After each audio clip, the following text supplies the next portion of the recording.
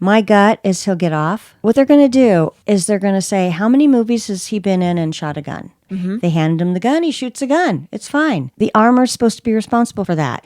He's not thinking there's bullets in it. He would have never done that. It was an awful, awful accident. And I just think he is. And oh boy, was she right. That was Holli last, let's see, we're recording this on a Saturday morning. And that was Holli about 5 days ago. And we were discussing the Alec Baldwin Rust trial. And she nailed it. Okay, we'll be back with an explanation. Thanks for listening and welcome to Ladies Who Question. We are your Rust trial experts. We are. Well, we have an overview, at least. Holli, you called it. Well, I suspected it might be dismissed. Well, why? Why? Because this was so out of the blue how it got resolved. Well, it had nothing to do with why the case actually was dismissed, but I just kept thinking over and over how many movies he's been in, how many guns he's shot, and there's never been an issue. And it's not exactly his job to make sure there's the correct ammunition in the gun when it's shot on a set. So that's kind of where I was coming from. However, Good points. yeah, it did get dismissed by the judge. With prejudice, which means it cannot be tried again. Oh, I didn't know that. Yeah, that's a very key point. But anyway, so I don't have too many details. Do you have a little bit to flesh it out? Well, this is the reason. It was based on misconduct of police and prosecutors over the withholding of evidence from the defense in the 2021 shooting. So obviously they had evidence that would help Alec on his case that they weren't disclosing. And that just seems malevolent, I think. Like, why would they not? It's almost as if they wanted to make sure that he got Exactly. convicted. Right. But here's the thing. Why didn't they bring forth the evidence? Oh, wait. I'm just doing this in my head right now. Yeah. Why wouldn't they have brought this in the armorer's case to help her? Or did this help convict her? There are still some questions that I have because I didn't follow it that closely. But she got convicted. She's serving 18 months. Is this evidence that's going to help get her to file an appeal and be successful? It could. It very well could. Yeah, because it had to do with the bullets. Right.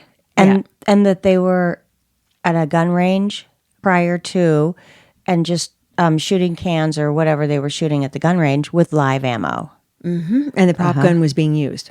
I think that's, Wow. She might have not known that they took that particular gun and then just put it back wherever it was. Well, see that now if that's the Who's case. that person? Yeah. Well, who are they who use the... Right. Oh my gosh, this could open up a Pandora's box of other... There'll be some juicy details. Also, I just read an article that said the prosecutor has resigned. Well, because... Maybe she was dirty on this. No, because that's because they withheld evidence. Right. Yeah, the police she was and dirty. the prosecution. Mm-hmm. Yeah, they put her actually on the stand yesterday. Wow. I just saw a little blurb, and I'm just trying to remember bits and pieces from the little blurb that I saw.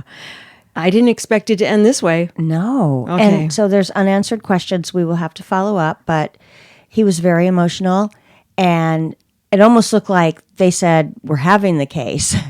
I mean, we're going to go forward with the case because he was so emotional. Oh, because he was crying. Yeah, and I'm sure it was just like a release of all this emotion and awful things he's been carrying around the last 2 years. Mm-hmm. And he's just like, okay, it's over for me. Yep. And thinking of someone that did die. I mean, he's never going to forget that. No. He has to live with that the rest of his life. Yeah. So, wow. And just think, all of this will be captured on the upcoming season of The Baldwins. Oh, that's right. Right? Didn't you say they're actually filming their reality show right now. Geez, Alec, we've given you a lot of PR here. So I'm sure your show's going to do quite well due to us old ladies. Show us a little love here, okay, Alec?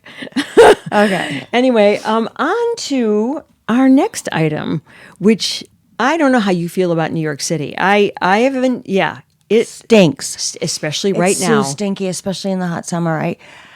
The garbage. You know, my God. when they put the city up. That is one thing. Well, Chicago has a lot of things over New York City, in my estimation. But because I love Chicago, it used to be better before all the BS went down the last several years. But it was a fabulous city. They built alleys in Chicago. New York City, they did not. So anybody who's ever been to New York City, those big bags of garbage and the rats and the cockroaches, all over the sidewalks, all of and it's not just unattractive, it's unhealthy, unsanitary. So, what's the deal? Well, the deal is now they've instituted a new policy where they're going to have not cans, plastic garbage. Like what we have. Yeah, exactly. The big bins. The big bins for recycle and for garbage. And they're going to institute that.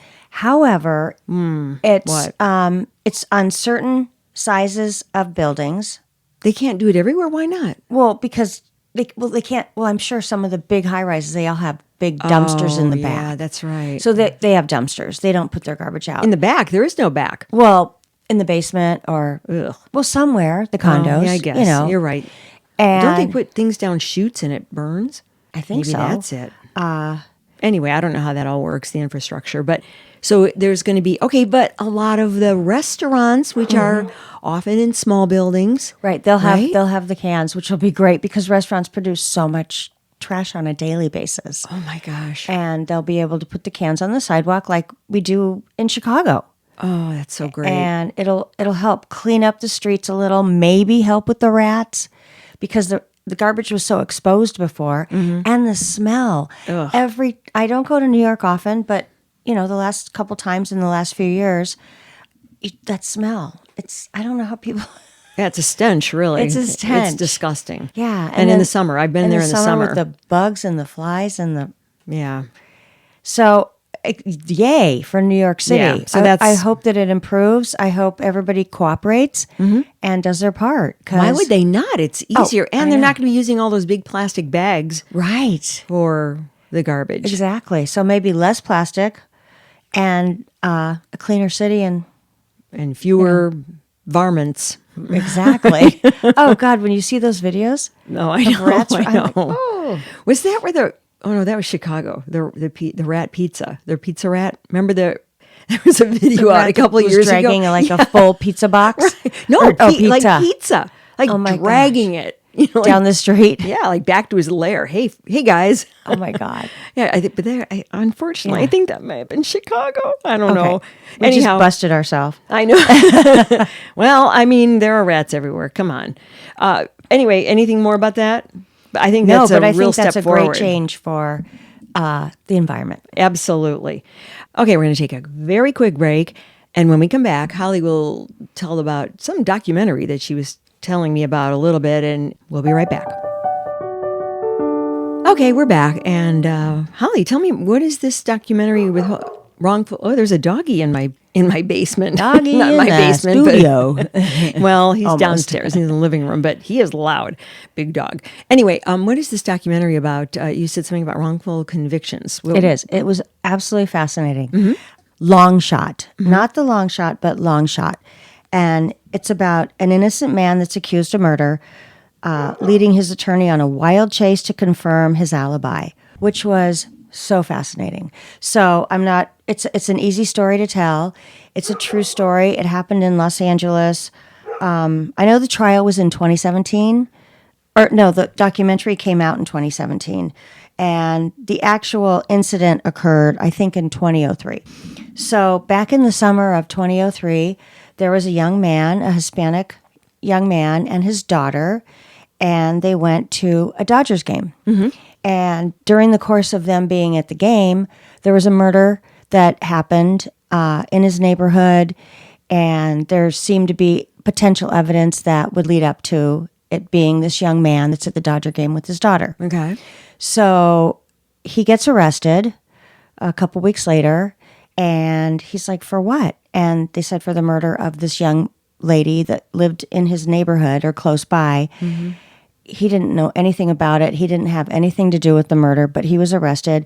And then they say there's eyewitnesses, and they had obviously they had enough evidence to arrest him. He gets this lawyer, this pretty high-profile lawyer, because when he started hearing about this, he wanted to take on the case, who's a character out of Los Angeles. And he kept saying, I'm at the game. So he immediately goes to the stadium and gets all the tapes of when they shoot the crowds. Oh, sure. And they kept looking and looking, and they couldn't find, sometimes there'll be a pan and there'll be like just a quick glimpse of him. Right. Couldn't find him. And in the meantime, he's in jail. He's sitting in jail for 2 years. And his daughter, obviously she was interviewed. She's only 6 years old. Yeah, I was at the game with my daddy, but that was played out as it's not going to hold water. So then he kept saying, but when I was at the game, they were shooting this television show. And he kept saying, maybe there's film from the television show they're shooting that I might be on. That took a little work. It was an HBO show, I believe. Yeah, it was HBO. And they wanted to shoot a live game, and the stadium never lets them do that, but they did in this case. Mm-hmm. It was Curb Your Enthusiasm with Larry David, and they were shooting on the row this young man and his daughter were sitting. This must have been a Yankees game, right? No, it was Dodgers. Oh, Dodgers. Yeah, okay. In L.A. Oh, it was in L.A. Okay. Yeah, and so they did about 10 takes up and down the aisle where this young man and his daughter were sitting. And, this took a couple months. They got all the footage. They said, there I am. Oh. There's my daughter. And oh, my gosh, what a godsend. It's fascinating because that was the case. So when they presented that in court at his trial, they said there's no way he committed this murder because this is proof he was at the game. And he did have receipts of things he bought because he bought some food and so forth, but you were there. You did this. Sometimes, they just want to close the case. Close the case, yeah. And, oh my gosh, when the trial was held, he finally got out of jail. I'm amazed that it took 2 years for them to chase down all of that information. He would probably, or did he just remember about the HBO later? No, it didn't take 2 years. It just took that long to get to trial. Oh, I mean, look at the guy in Utah. He's not even to trial yet. Yeah, he's That's you mean been 2 the years. Idaho murders? Yeah. Yes, yeah. Yeah. So, maybe a year and a half, but it took a long time. And then Larry David did an interview at the end, and he's like, oh yeah, people come up to me and go, you solved that murder. You solved that murder. And he's in that, yeah, he goes, oh man, did that feel good. Oh, that's a great story. Yeah, it was great to see. Well, technology then, at least I know. helping somebody. Right, because every time I see somebody innocent that's been put away for 20, 30, 40 years, I just, oh my gosh, my heart just breaks. I think that would be something I would volunteer for when I retire, just to help out on one of those innocence projects, or it would be fascinating to me. I'm not a lawyer, but I love that kind of stuff. No, but some people who have good instincts or intuition, or they're good at putting the pieces of a puzzle together, the pathology of a crime, who knows? They may come up with an idea that other people didn't think about. I don't know. I just am fascinated. Oh, that's really cool. All right. Oh, speaking of technology, oh my God. Oh, okay. We talked about the Miss AI contest, and we posted some of the pictures of the, I'm doing air quotes here, contestants that were created by the AI techie guys, and I'm sure they're all men. Yeah. I mean, I'm assuming here, but come on. When you look at these AI babes, well, there's a winner. Winner has been declared in the Miss AI contest, and apparently she says she's joyful, I think was her response or something like that, which of course isn't her saying it, but who was it? Who was it was Miss Morocco, and her name is Kenza Lali. Okay. Kenza Lali, and she looks very human. Yeah, she looks very human, and I saw a video of her apparently giving her acceptance speech. Oh my and God. her arms, I mean, were they robotic? It was slightly robotic, a little bit. It was kind of like she was moving them very slowly, but like sort of in a wave, like but it didn't look great. Programmed. Yeah. I've seen animation for cartoons that was better, but she is beautiful. And now is she going to go on? Is she going to be interviewed on all the Good Morning America show? I the hope Today Show?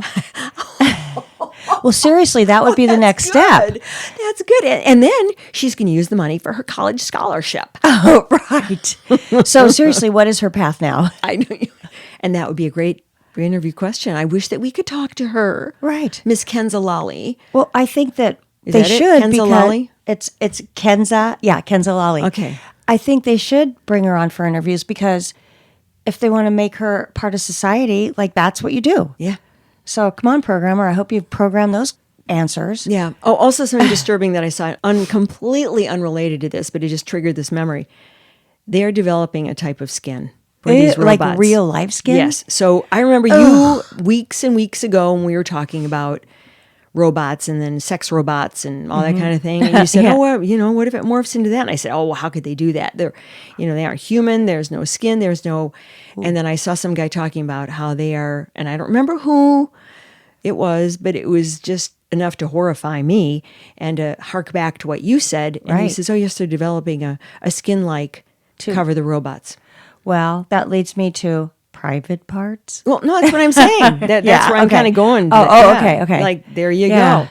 And then they'll find some kind of thermal underlayer to make them warm. So, Oh, dear Lord. yeah, just like we talked about in last week's podcast about in the year 2525. Yeah. Well, we're getting there and Yeah. at warp speed. Oh, my gosh.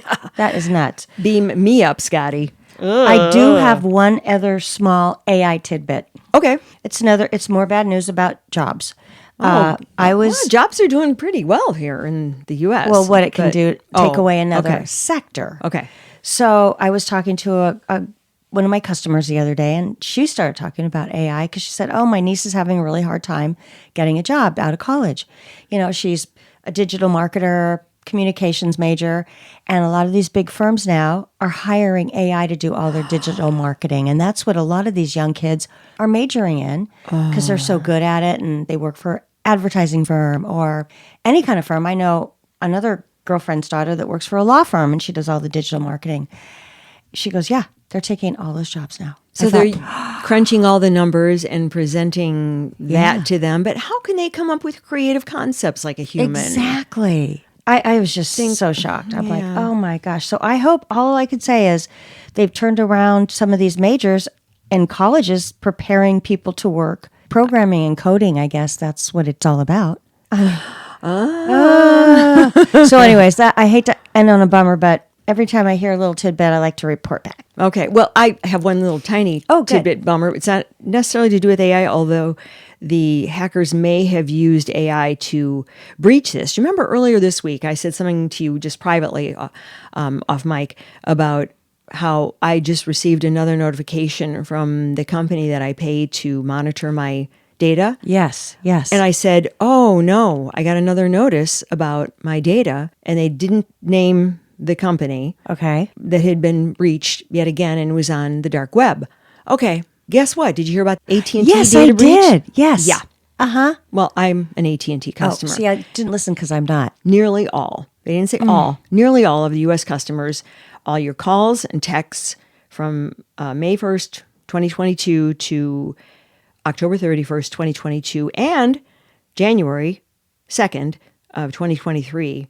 It's 127 million people. Oh my God. It's a third of the all country. exposed. And of course, immediately. So what does AT&T do for you? I don't know, but they didn't release that information because they wanted to notify people. So I, of course, immediately changed everything, of course. Mm-hmm. But is it too late? Maybe. Oh my God. I don't say anything horrendous or violent or cruel or mean in my texts. Mm-hmm. I just don't. I don't have that much to say. And if I'm going to say something, I'll say it in private to somebody.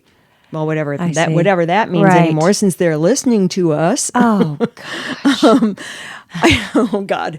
I refuse to become one of them. Okay, Lisa, your mantra, I refuse to become one of them. I just, I can't. I can't. I don't believe, I'm not a conspiracy theorist. I believe there There's research that needs to be done on things, and it's easy to spread stuff like that. So I'm not going to buy into that. But they're after all of our data, and this is proof. I mean, my God, AT&T and Verizon are the biggest carriers. Yes. Don't think that Verizon doesn't have an announcement coming up soon, or right. T-Mobile, or it just And when you say they, you mean foreign hackers? Do you think it's like foreign? Who knows? Yeah.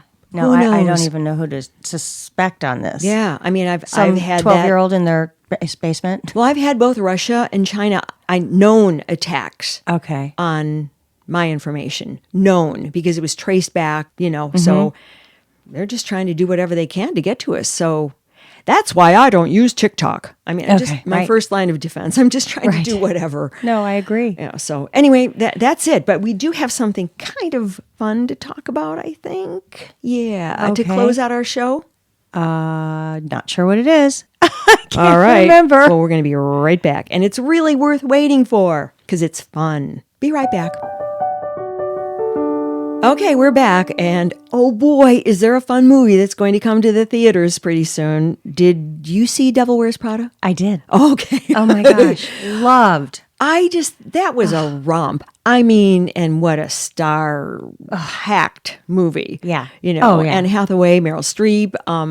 Oh gosh, why does her name elude me? The woman who's married to John Krasinski. Emily Blunt. Emily Blunt. How could I forget her? Only in the biggest movie of last year. Right. As Oppenheimer's wife. And she's a delightful actress. It was so great. It was. And it's being remade. I know. Yahoo! And I think I only know one person, though, who's in it so far. Who? Vanessa Williams. Okay. And I know you never watched Ugly Betty, but she played a similar character, the brutal Meryl Streep character kind, as the head of this magazine in Ugly Betty. And so this is not going to be too much of a stretch for her to play this character again, but I'm sure she'll take it even more over the top.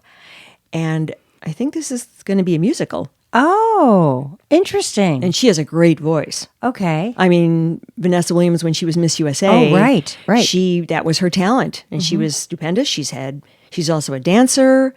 Obviously an actress.